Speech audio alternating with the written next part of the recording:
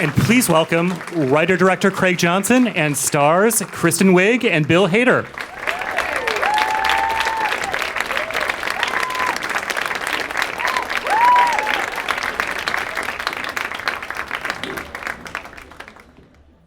Hi. Hi. Hi. So Craig, tell me about how this script came about. Where did you get the idea for doing the story about these two crazy twins? Well, I co-wrote the movie with Mark Heyman years and years and years ago when we were still grad students at NYU. And the initial idea started, we knew the kind of tone of the movie we wanted to make, something that was kind of bittersweet and funny, but a little offbeat.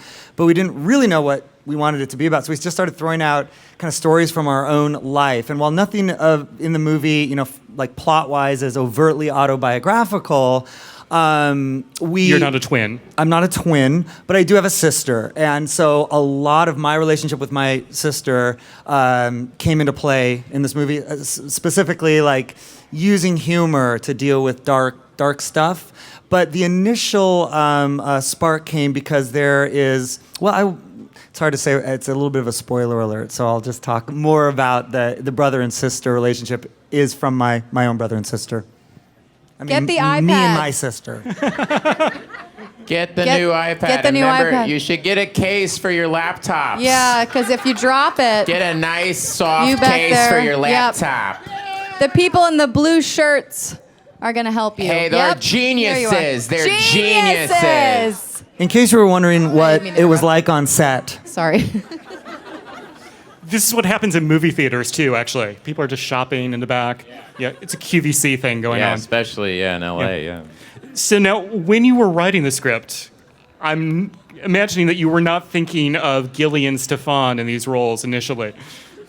No, I wasn't. But I will say, very honest, I will say, though, that I always admired these two on SNL because I always thought there was something actually kind of real and human behind the kind of over-the-top characters. These two in particular, there was just something sort of kind of weirdly subtle and underplayed in a lot of the characters, which I think is what made those characters so funny, even though they were, crazy people largely.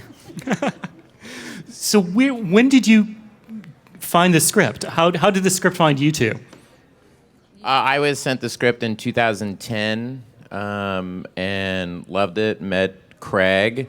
I was very lucky that this casting director, A.V. Kaufman, recommended me for the movie, and it's much more of a drama. Obviously, it has very funny stuff in it, but I wanted to do a drama, and met Craig, and he said, "Let's do it." And then it was kind of a 2-year period of having the money, not having the money, these things, and then he said, "What do you think if I sent it to Kristen?" And I was like, "Oh, yeah, that'd be great." But I didn't want to pressure her into doing it or anything. And then one day Kristen called me and said, "I read Skeleton Twins and met Craig. I'd love to do it, but only if you'll have me, only if you want me to play your sister." And I said, "Absolutely, yeah, I'd love it if you play my sister." And then, bam, we got the money. They're like, "Kristen Wiig's involved?" And is that what it felt Buy like? an extra adapter. You're going to Buy need an it. extra You'll forget power it at the cord. hotel. You need extra power cords. You'll travel Those with get it. lost. You'll forget it. So Kristen, did the notion of playing a drama but playing it opposite Bill was that the appeal here?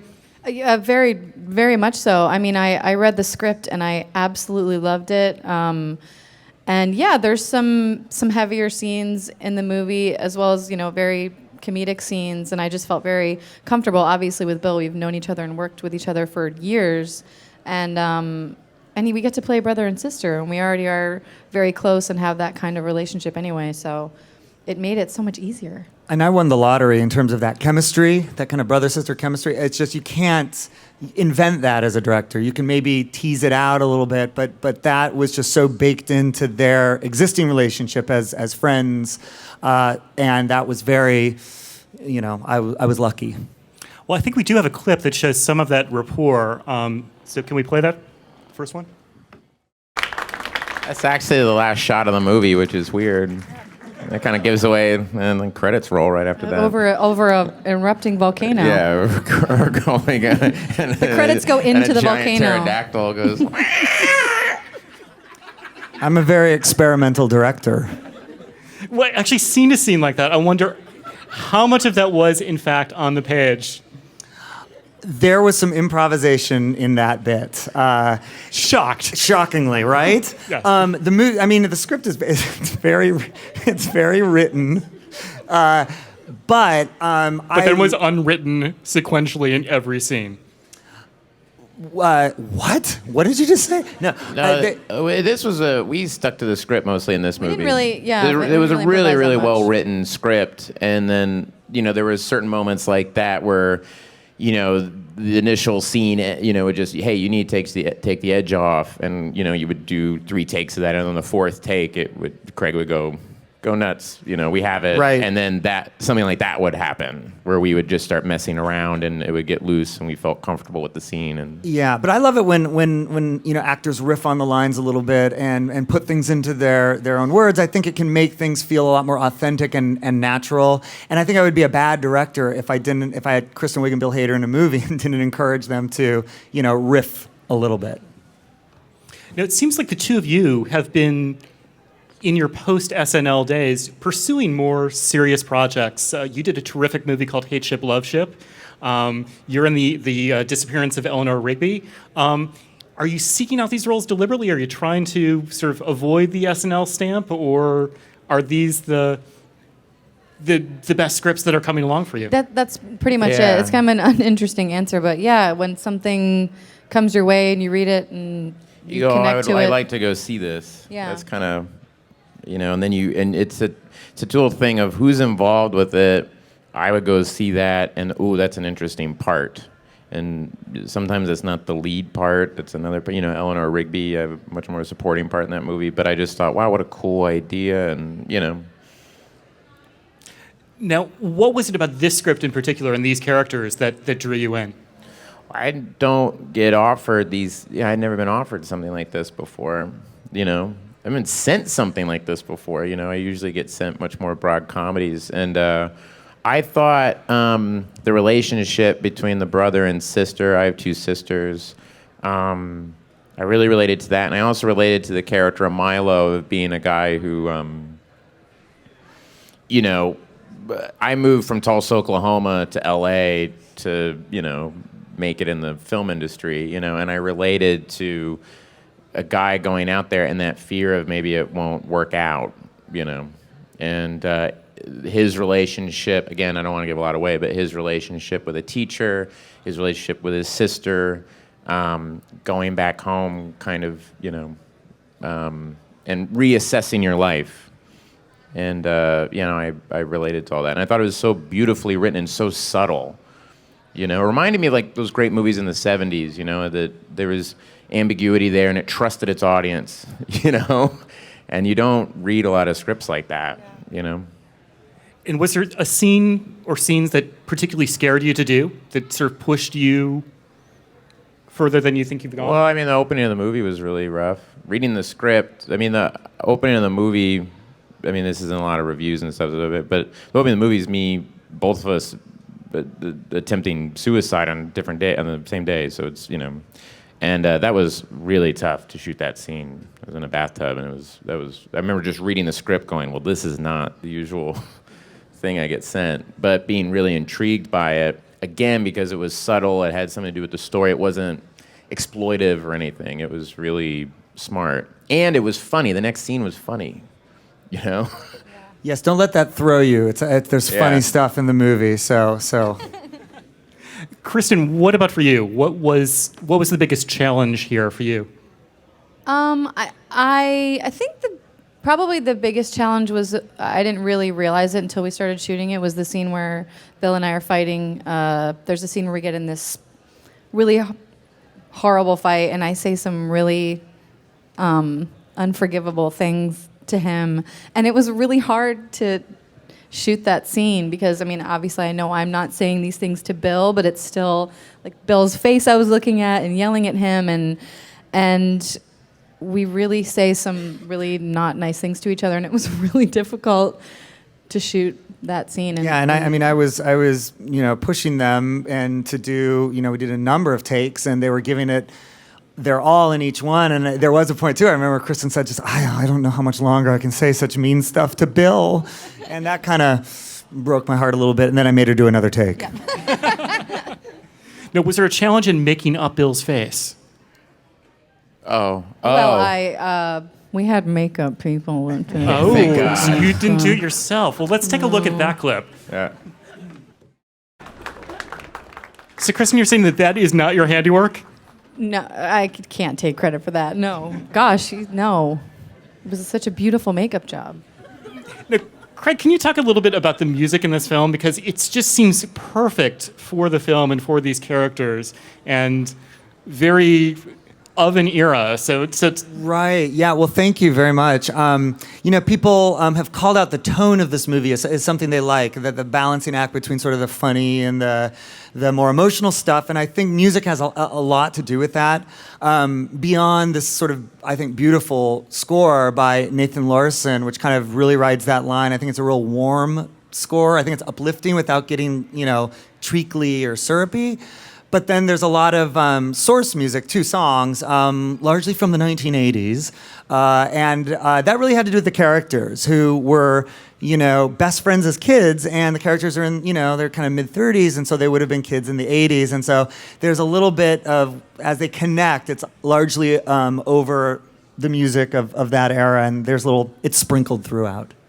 So how did you settle on the Starship song that we see in the trailer? Yes. Well, there's a lip sync sequence that you saw a little glimpse of in the movie, and it was a scene where Bill's character is trying to basically cheer up Kristen's character, and in the script it's only 1 or 2 sentences. Like he tries to cheer up by lip syncing a song, but when I found the song is "Nothing's Gonna Stop Us Now" by Starship. It's featured in the movie Mannequin. For those of you who those cinemaphiles out there, see it. It's wonderful. Bill Hader is the Enter McCarthy of his generation. He really is, yeah. And that song's a duet. And so I remember there was this period where I was listening to songs, and when I discovered that one, I was like, oh, with the duet element of a male and female voice, the scene really has some drama now, because it can really be about Bill's character trying to get Kristen's character to sing the Grace Slick part in the movie to pull her kind of out of this funk.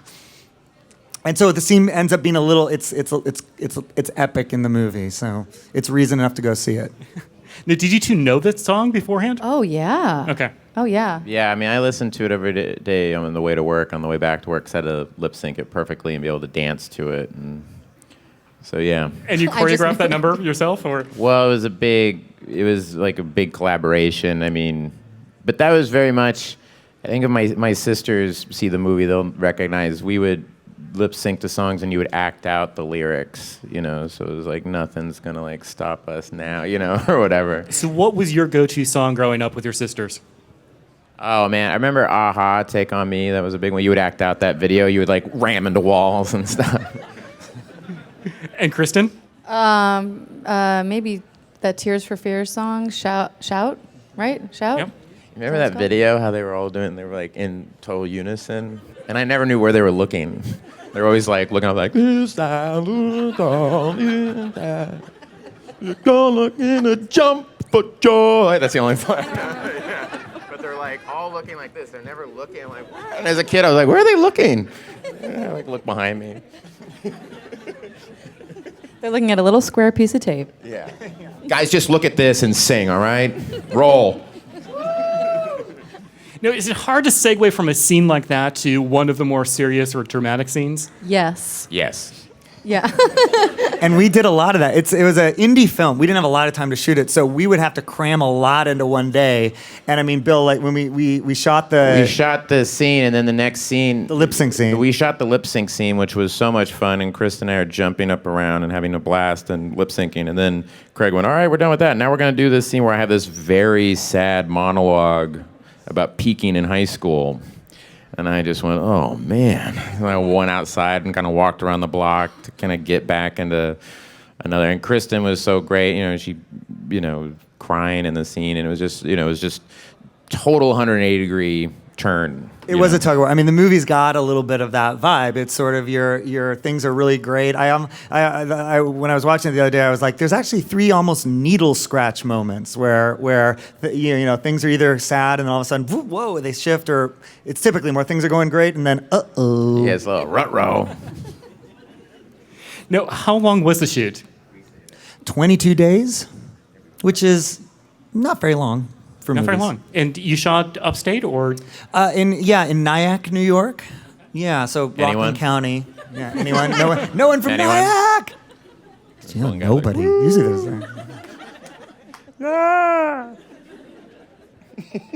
I'm the mayor.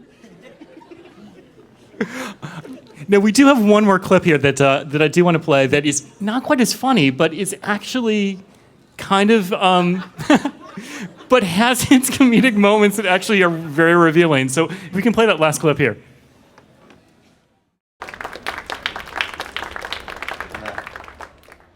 So shooting a scene like that, I mean, you have this rapport together. How much do you depend upon that background that you have knowing each other to sort of get that dynamic on screen?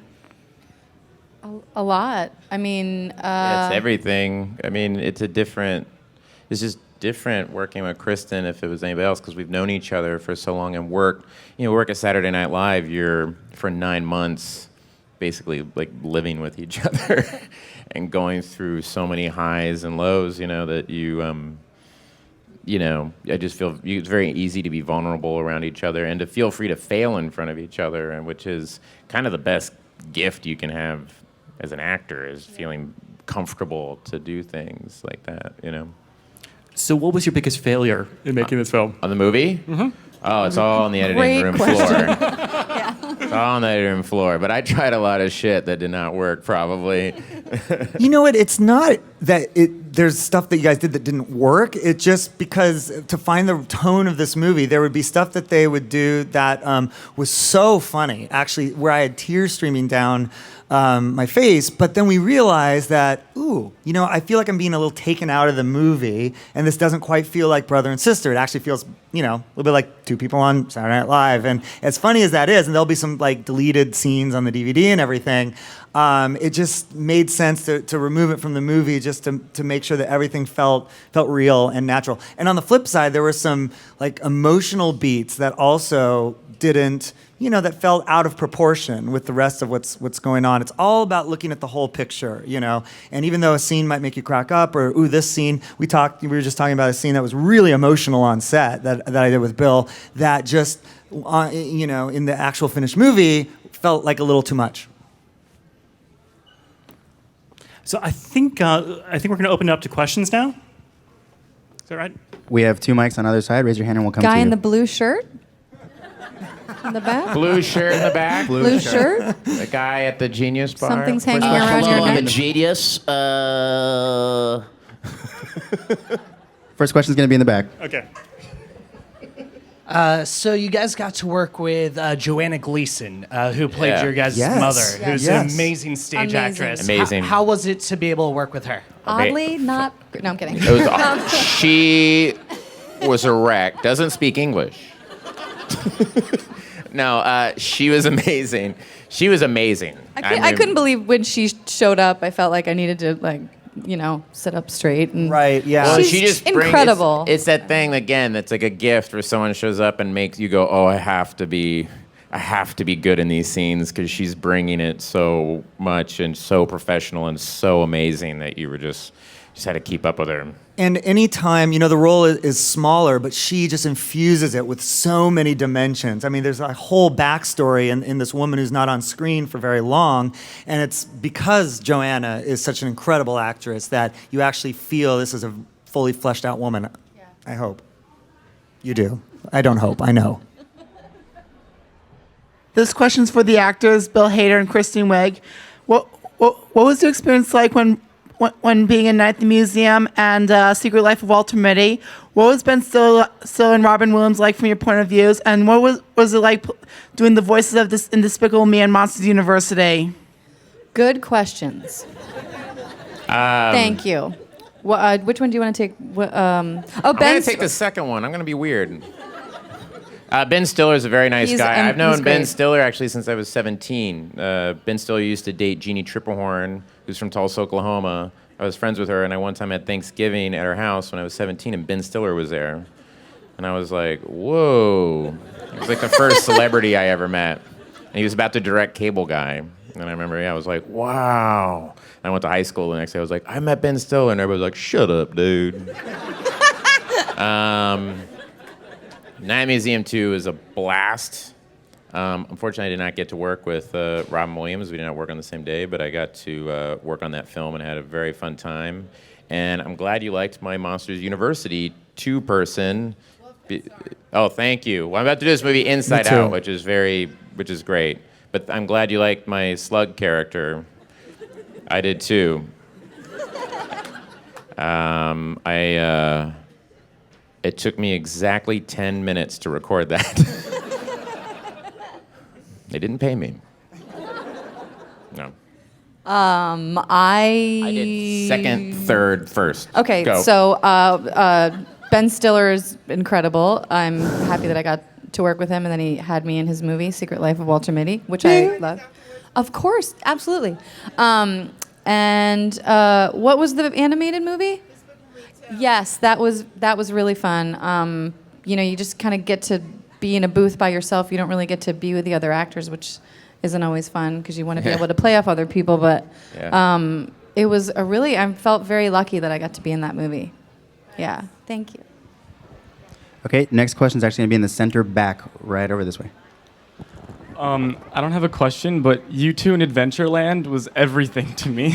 Oh, thank you. You guys are great. Yeah. Thank you very Thank much. you. That movie is very special to us. I love Yeah, we that. love that making you that mentioned movie. that. Thank you.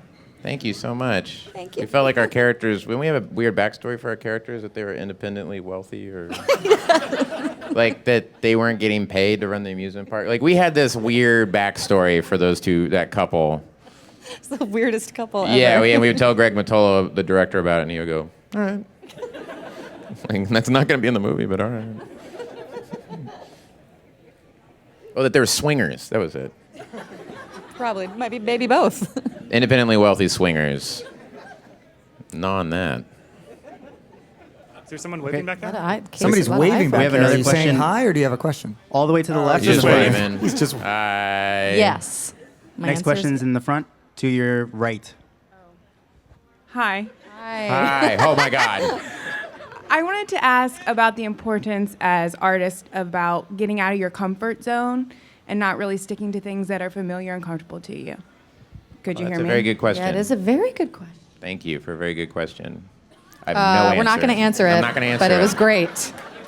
I think it's extremely important. You have to. you have to. I always say the moment I'm comfortable doing this, then I should stop because Yeah. each project is so different, and even if it's a comedy or something you may think we're comfortable doing, it's always a little scary, and you want to do a good job, especially with this movie. I mean, there were a lot of things that neither one of us had done. Yeah, before. never had ever done. I mean, that was you would do that at Saturday Night Live all the time, where every week you were given something that at least I always felt Yeah. uncomfortable with. Yeah. Where they go, okay, here's this person, you have to play him an update tonight. And I'm going, what? And you'd freak out. But I remember reading an interview with Jack Lemmon once, and he said, it always stuck with me, he's like, the minute I have to do things that scare me as an actor. If I'm not a little freaked out, then I don't do it, And if you watch Grumpy Old Men, I mean, that's scary as shit. I mean, sorry. Try to end on a joke. See, that's what I mean. Keep You it. fall on your You know. face. You fall on your face. But I don't care because I'm with Kristen. So what would scare you next? What would frighten the heck out of you? As far as like a role? Yeah. Being around all these geniuses is pretty scary.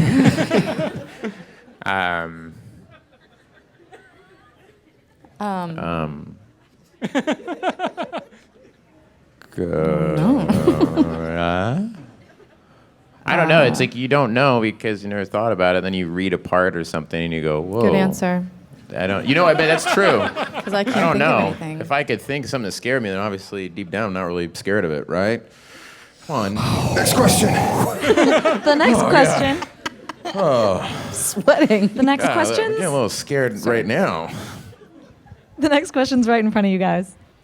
So, in light of that, what you're saying, and you're doing a dramedy, did you find yourself needing to step back and talk more about the characters because they had to have that, the transitions had to be smooth between humor and seriousness? Yeah, absolutely. And did you rehearse more or We try to actually didn't rehearse at all. We didn't rehearse. We had no No. time, low budget movie. We didn't have time to rehearse at all. But we did talk a lot about the characters and in our relationship. But it's like you kind of do a lot of preparation, and then when you're there and you're in your wardrobe and you're on set and you see what Kristen's doing, I just react to what she's doing and she's reacting to what I'm doing, and you can't plan anything. We don't go in going, well, I'm gonna go this. Like, I don't like watching playback. I don't like watching any of that stuff because you just want to be out of your head and kind of out of your And that's where the magic happens, I think, when things are just in a groove somehow, whether you're saying lines or whether there's improvisation, it just feels like life on screen, And you mentioned movies from the 70s, and I'm a big fan of Hal Ashby movies, Yeah. and you see a lot of that in movies like Harold and Maude and Shampoo and The Last Detail and some of the movies that he did that were very inspirational to me. We have time for one more question. It's in the front. Hi, I actually have two questions, past and future, and this is for all three of you. My first question is, what got you into acting or directing? And then my second question is, looking forward, what would you love to do in the future, as far as your careers? Go. Oh God, I don't know. Ladies first. Well, The guys are ganging up on her now. Craig goes first. Craig's like, oh God. Babe. Sure, bro. What got me? I just kind of knew that I wanted to do it. I can't really describe it. It's kind of like when you fall in love with someone, you can't really explain why you feel that way. You just have to have them. Unless you're paying for them. Yeah, then you know that's exactly. a different thing. Kiss the day goodbye. Sorry. Yeah. Oh, and then I started taking classes at the Groundlings because I saw an improv show there, and I'd never seen an improv show before and thought that I would really like to do that, and that's kind of how I got into sketch comedy. And what was the second part? Oh, what would you like to do in the future? Oh, well, I'm going to be directing something next year, so I'm hopefully going to do that. Yeah. Oh, thanks.